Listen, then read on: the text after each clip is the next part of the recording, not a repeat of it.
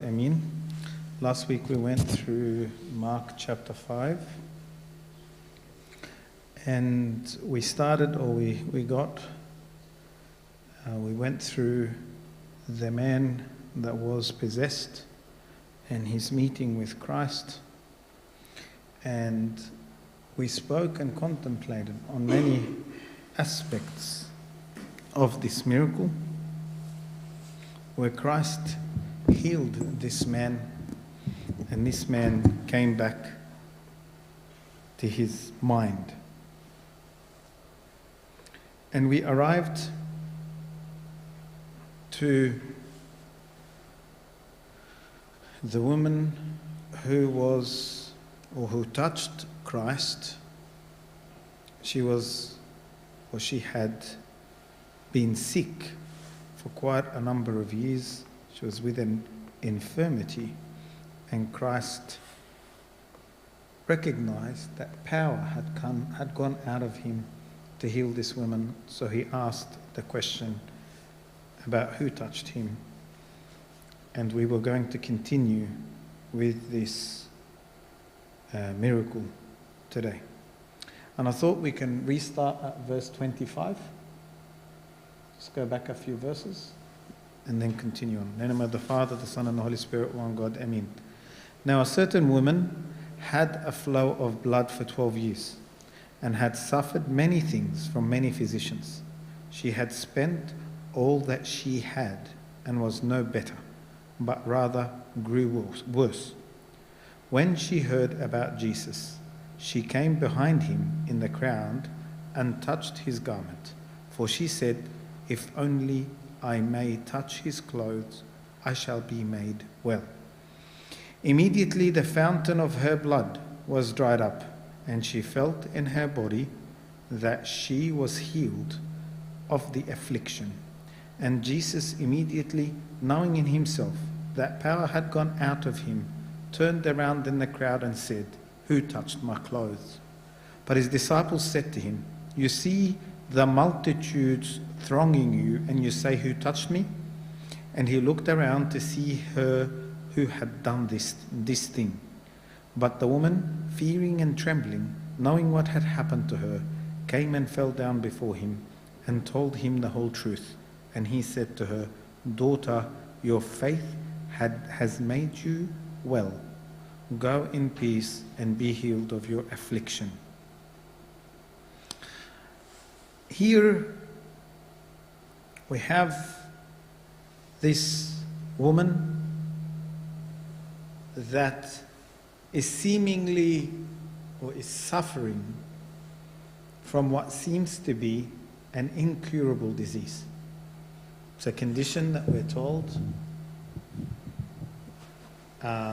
she had spent a lot on trying to overcome, or on trying to heal, or on trying to find a worldly solution to overcome this disease. And the verse says to us, she had spent all that she had and was no better. So she tried very hard. No, I'll fix it. It's okay. Yeah, I should fix it. It's okay. She had tried all she could. She resorted to every possible, what we could say, human solution. And the Bible goes, Mark says to us, she was no better. She was no better, yes. She found no worldly solution to her problem, no earthly solution to her problem. Now, this idea of bleeding, it may have been a problem with her menstrual uterine disorder, or something that would have caused her to bleed a lot. But the issue with this bleeding, and especially bleeding all the time, is that for her, this would have made her ritually unclean. Ritually unclean, it means she was actually void, unable to have any kind of social contact. Why is this? If you go to Leviticus chapter 15, verses 25 to 27, there's a direct, what we could say, a direct commandment about this. He says in Leviticus 15:25, if a woman has a discharge of blood for many days, other than at the time of her customary impurity, or if it runs beyond her usual time of impurity, all the days of her unclean discharge shall be as the days of her customary impurity, she shall be unclean. Now this is the kind of woman we're talking about. It's a woman that was seen ritually by the Israelites as unclean. And because she was seen as unclean, it means that she was actually excluded from any kind of social contact. She wasn't allowed to be around anyone. I want you to imagine the kind of exclusion that this woman had suffered. I think it's one of the air conditions. It's crying. Everything is playing up today. It's still buzzing? What was that? That was the air condition. Okay? Is this still too loud? So I want you to think of this kind of exclusion that this woman had suffered from. And when you think about that, it kind of tells us that she would have been suffering loneliness. And this is why St. Mark says to us, she spent all that she had, everything that she could, so that she can try and get better. And she says she was no better, but rather grew worse, which means her condition was worsening instead of improving. And this is why you could think this kind of exclusion is what drove her to try and fix her problem. This is why she exhausted all her resources so that she can try and help herself be part of this community once more. And this kind of tells us why she was so desperate to get to Christ. She was desperate to get to Christ because she knew that her bleeding can be stopped. She had that faith. However, she knew that her bleeding would cause Christ to be unclean under the Jewish law. And due to that, what did she do? She tried to touch him without him knowing. She tried to get to him without him realizing, so she doesn't become the source of his uncleanliness, but rather he becomes the source of her healing. She had the faith that if I can get to him, I'll be healed. However, if I go and meet him, he's going to see that I will become a source of uncleanliness. A lot of the time, we actually face that same struggle. We face the struggle where we think that my problems, my sins, separate me from God. I can't come near him because I'm so dirty, because I'm so unclean. I can't be in his presence. Even though I know that by coming to him, he can be the source of my healing. He can be the source of the forgiveness of my sins. He is the only way I can be saved from the death of the sins I have committed. And therefore this woman becomes this beautiful example of how we should never, allow such fear to keep us from reaching out and approaching God.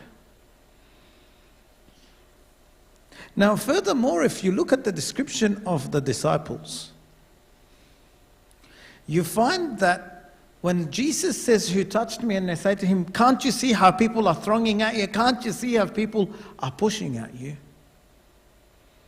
This kind of image tells us that getting close to Jesus must have been a real struggle. And she may have lost hope in that struggle as she was trying to approach him. Imagine a sick woman, sick for years. For years and years she's bleeding.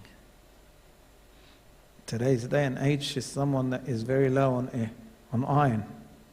Imagine how much iron she's losing every day. How can a frail person fight her way through the multitude and still reach Christ?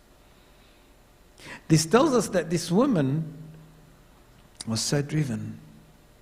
This actually tells us the magnitude of her faith. How strong her faith was to be so determined that she fought her way desperately through the crowd to touch his robe so that she can get to him. Sick? Yes. Is her sickness going to stand in her way of reaching Christ? Absolutely no.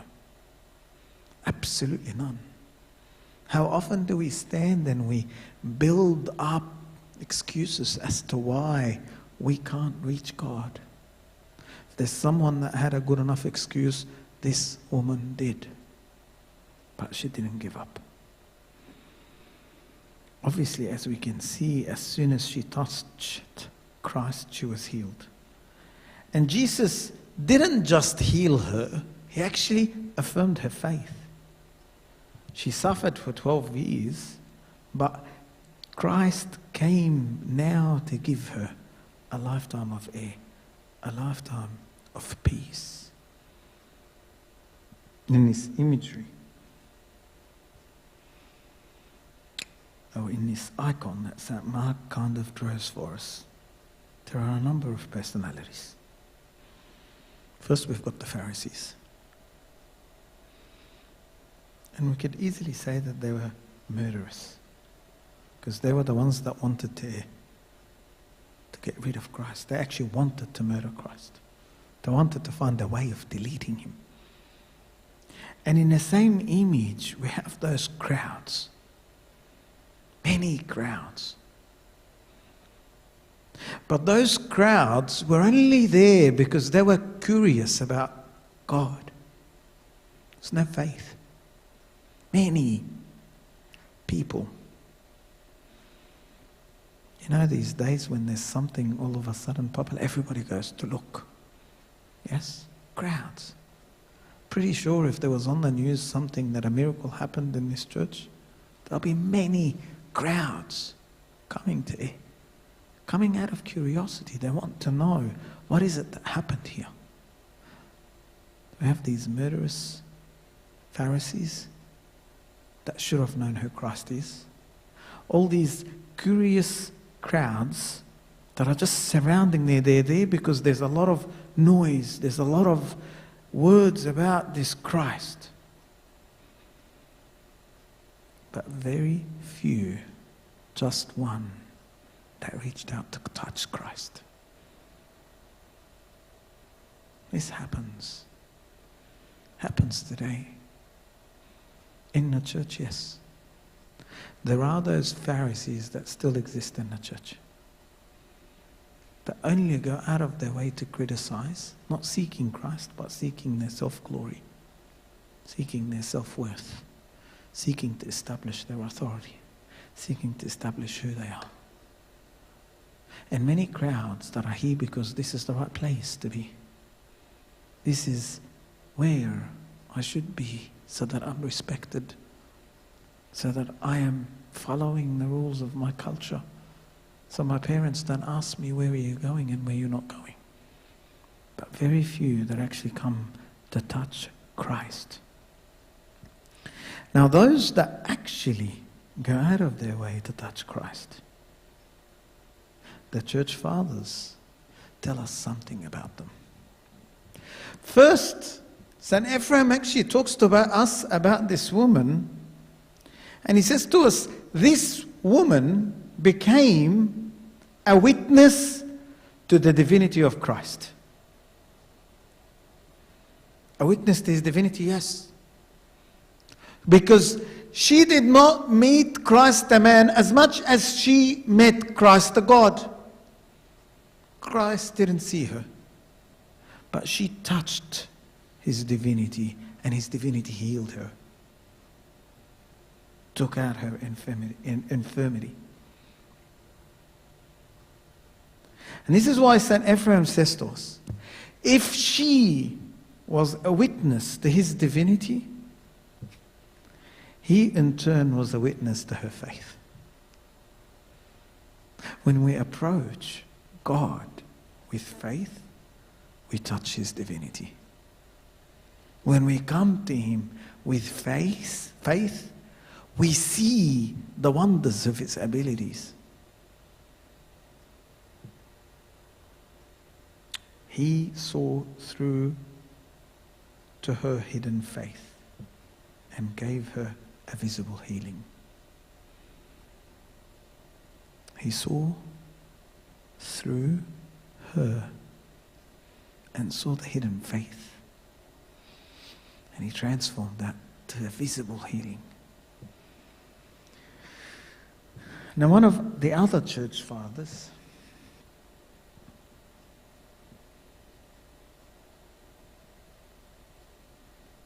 says to us, there are few are they who by faith touch him, multitudes are they who throng about him. St. Augustine. Few touch him by faith? Yes.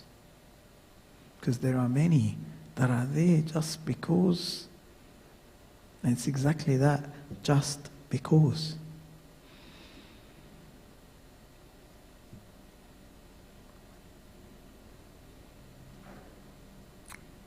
To the extent that this woman becomes an example of faith.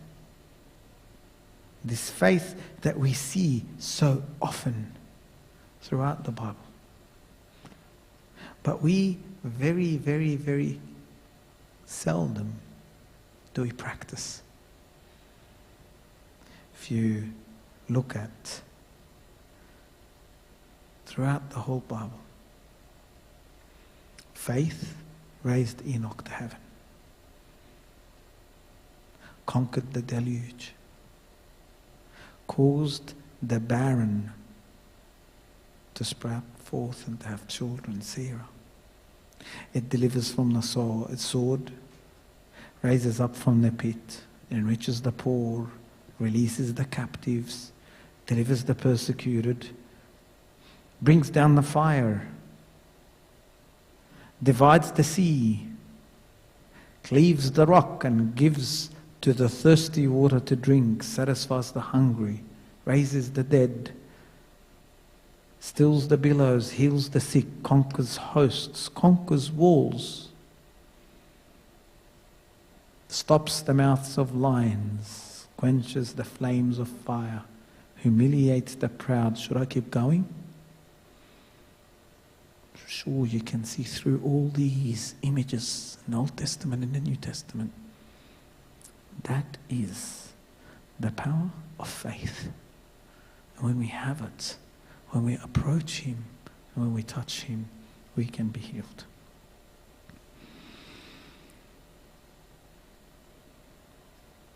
Next, we find the third miracle.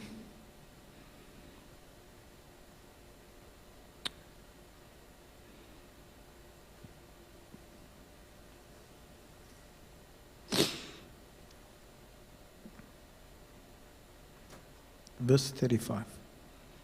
While he was still speaking, some came from the ruler of the synagogue's house who said, "Your daughter is dead. Why trouble the teacher any further?" As soon as Jesus heard the word, that was spoken, he said to the ruler of the synagogue, "Do not be afraid, only believe." And he permitted no one to follow him except Peter, James, and John, the brother of James. And he came to the house of the ruler of the synagogue and saw a tumult, and those who wept and wailed loudly.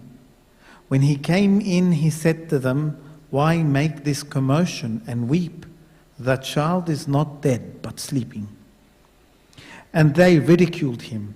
But when he had put them all aside, he took the father and the mother of the child and those who were with him and entered where the child was lying. Then he took the child by the hand and said to her, "Tabitha Kumi," which is translated, "Little girl, I say to you, arise." Immediately the girl arose and walked, for she was 12 years of age. And they were overcome with great amazement. But he commanded them strictly that no one should know it, and said that something should be given her to eat.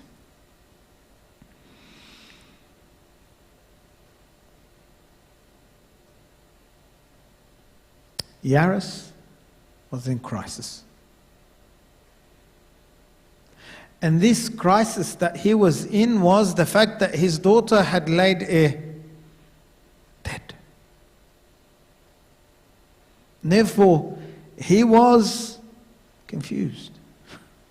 He was afraid. He was without hope. Many of you are not parents yet. One day you'll be parents. Actually, one of you is. And when a parent knows how much they worry about their children, I can't imagine how Jairus felt. Can't imagine what this crisis that he was in the midst of felt like. But I'm sure he was torn. Knowing how much I love my children, I pray that God never allows me to experience such agony and such pain. But this is the kind of agony and pain that Jairus was in the middle of. And this is why we see Christ comes to him and says to him straight away, "Do not be afraid, only believe." How often do we find ourselves in crisis?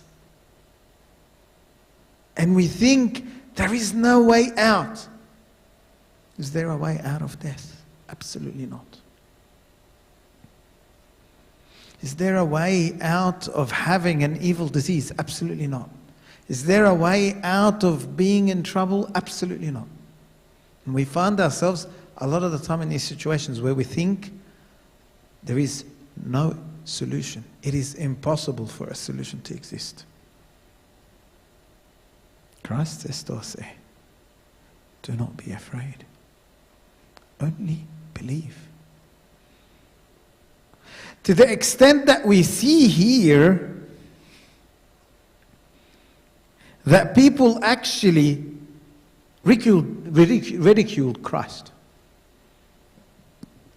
And believe it or not, when we are in these same situations and we say, "I believe," people will ridicule you. When you say, "I believe that Christ will save me out of something that the whole world sees as impossible," everybody in the whole world is going to ridicule. It's going to think you're crazy, you're stupid. Your daughter's dead. What is belief going to do for you? She's dead. This is why when they heard Christ saying she's asleep, they thought, he's not normal. Something wrong about him. Christ spoke to her as asleep because he knew that he was going to raise her. And when Christ says to us, believe, he knows there are many other solutions. It's a beautiful saying, and I'm not sure if it's Pope Carolus or who is it, that says, don't say to God, I have big problems. say to your problems, I have a big God, a great God. Because a lot of the time we stand in front of these big problems and we cry. And we say, God, where are you? These problems are huge. No, God is there. Christ says to you today, do not be afraid. Only believe. Only believe, yes, you have a great God. No problem can be too great for him. And therefore, Christ always comes to us and says to us, do not be afraid. Just have faith. Because in Christ you will find two things. You will find hope and you will find a promise. Hope, yes, there is always hope with Christ. Promise, yes, life eternal. For the next time you feel hopeless, or you feel afraid, or you think that you're facing a problem that has no solution, don't look at it from your own eyes. Look at it from God, Christ's eyes. What does he say? Do not be afraid. Just believe. Just have faith. St. Mark goes out of his way to describe this image to us as well. He tells us that there was a lot of loud mourning, crying, screaming. Because that was the custom of the Jews.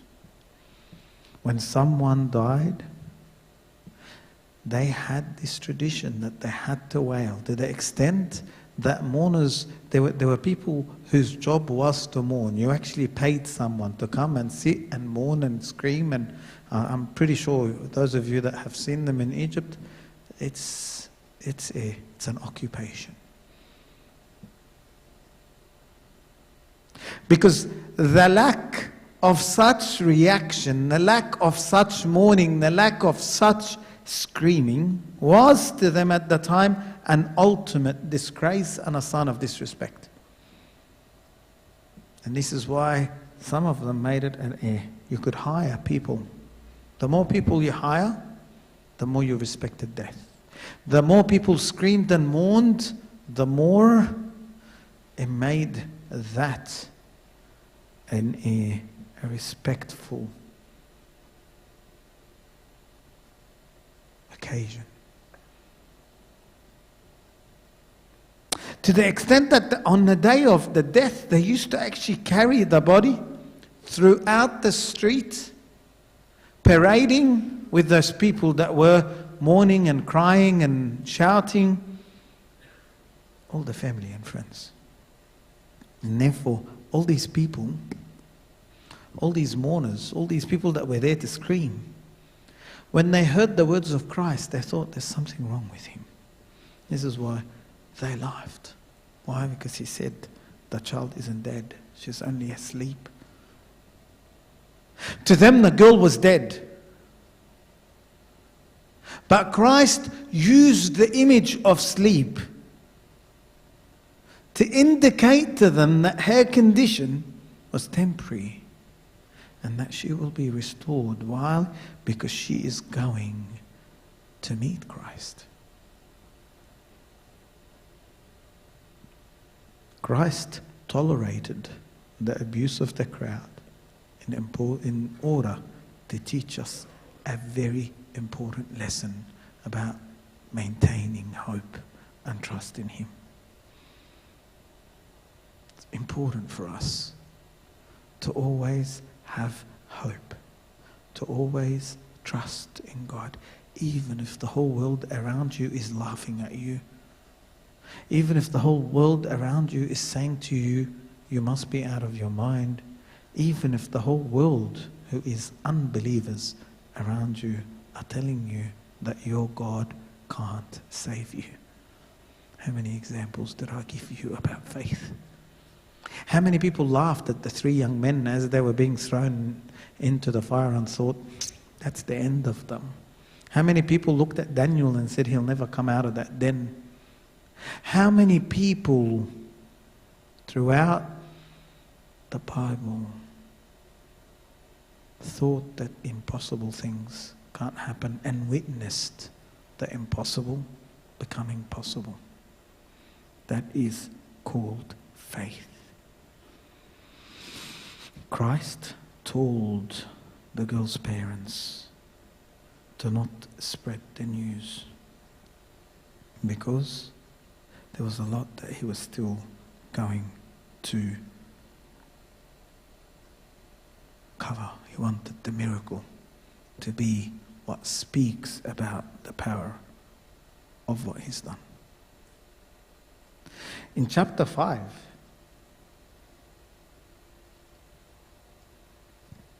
we see Christ not only showing us or demonstrating to us his great power, but also shows us his amazing compassion. He had power over evil spirits. He had power over death. But he was motivated by compassion. We see that compassion in the way he dealt with the demon-possessed man and in the way that he responded to the demons. We spoke about that last week. How the demons made a request and Christ allowed it for them.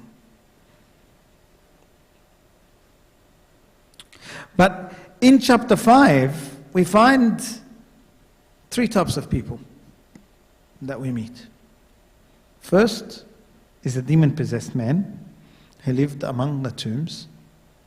Second, a diseased woman. Third, the family of a dead girl. See, the rabbis of that day considered all these people unclean. The man living by the tomb is unclean. Why? Because he's living at the tombs. The tombs were a place of uncleanliness. The woman who was full of blood is unclean. Why? Because she was bleeding. And we read the verse from Leviticus. The dead girl is unclean because she has suffered death. And therefore, to those people, to those rabbis of that time, the 3 of them were unclean. And the polite society avoided them. They avoided those who lived by the tombs. They avoided those who were full of blood. They avoided those who were experiencing death. Because all these 3 were unclean. Society avoided these people. Christ, however, reached out to them. And didn't just reach out to them. He reached out to them and helped them. When we are like Christ, this is what we do. We go and search for those whom society decides to alienate, decides to point the finger at. We must be like him. We must come to their help when they're in their trouble. Come to their aid when they are in need. Glory be to God forever and ever. Amen. This is chapter 5. Next week, God willing, we'll begin chapter 6 and look at Christ as he is rejected in Nazareth. Any questions? No questions. Mark.